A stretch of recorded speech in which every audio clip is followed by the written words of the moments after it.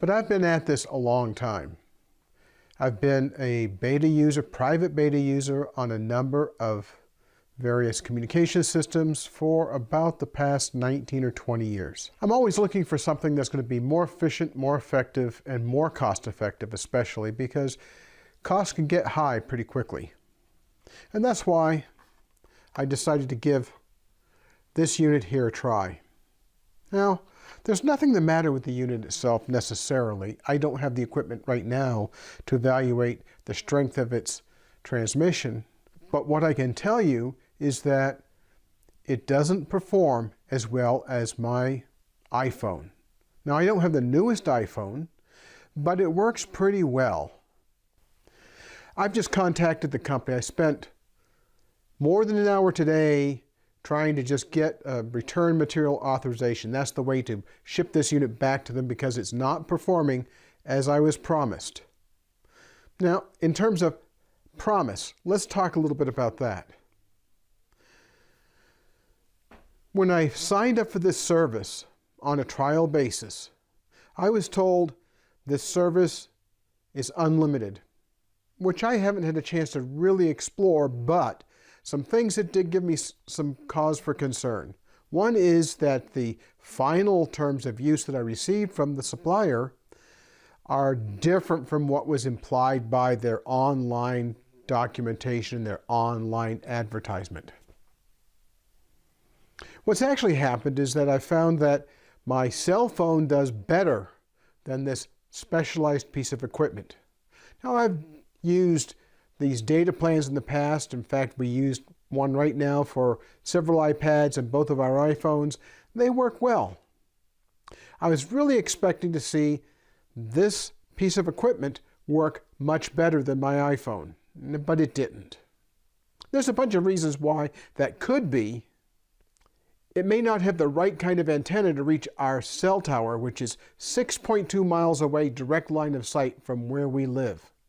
That's not really far in terms of cell towers and cell service, but I know from past experience with data modems that run over the data portion of cell towers that we might be on the edge. We might not quite be close enough. Unfortunately, the company is not really able to supply a recommendation for a very specific antenna. And I don't want to be sitting here holding a piece of equipment for weeks, months, maybe many months, waiting to get the right stuff to make it work the way they're advertising. Now, one of the big takeaways here is, unlike the satellite service, which I pretty much know how that's going to work all the time. It's been going on like this for probably 15 years, maybe more than that actually. It's probably been going on for 20 years. The communication link between the ground and the satellite up in the sky is asymmetric. Well, that means that the download speeds are substantially faster than the upload speeds. That's based essentially on the transmitter that's based here on the ground. That's what powers my dish going back to the satellite.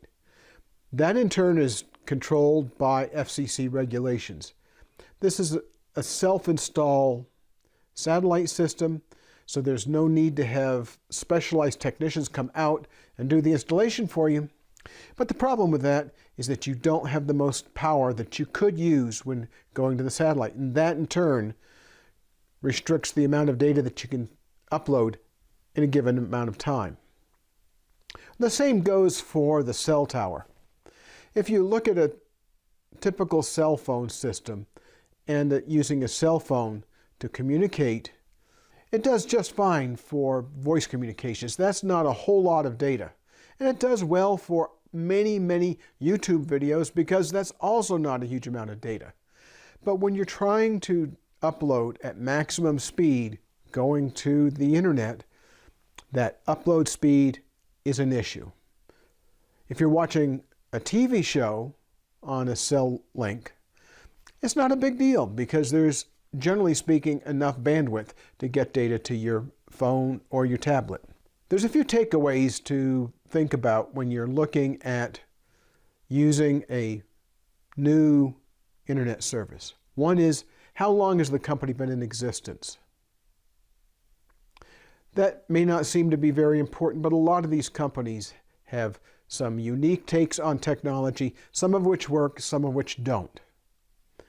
If they've only been around for a short while, you don't know if they're going to be stable. That doesn't mean don't use them.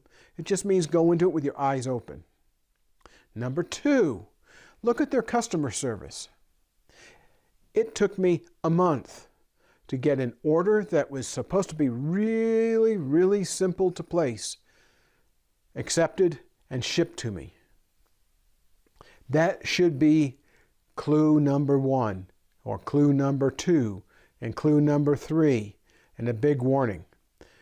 You're never going to get better service than you're going to get when you're first trying to buy something. The third thing is, when you try to reach technical support and they can't speak to you in real time, and they won't schedule a return time for a call, you're probably not going to get the kind of support that you're going to need when something is as important to your daily life as it is for us as the internet. Now, I understand why the company doesn't want to accept the unit back. They really want to be getting their weekly, monthly cash for the service. But you know, at the end of it all, if this service can't provide better response than my existing cell phone, I'm not going to pay for it. And unfortunately, for that company, they cost twice as much as either my satellite link or my phone link, both of which have better performance than this system. Now, I'm really disappointed in that because I was looking forward to having another low-cost, high-speed system to upload my videos with. Let's talk a little bit about satellite internet. All internet connections rely on a handshake system. That is, your system communicates to the satellite, which then communicates back to the ground with an acknowledgement of information received. And it waits for a return acknowledgement saying that information has been received or the information has been sent. That turns into what's called the ping time, or round-trip delay time, for satellite communications. In our case, that's pretty close to a second. That's a pretty long time. Now, satellite companies have all manner of different ways to shorten the apparent lag time for those acknowledgments. It works pretty well. Now, I can tell you that 18 years ago, it didn't work all that well. There were a lot of delays. There were a lot of issues with looking at websites.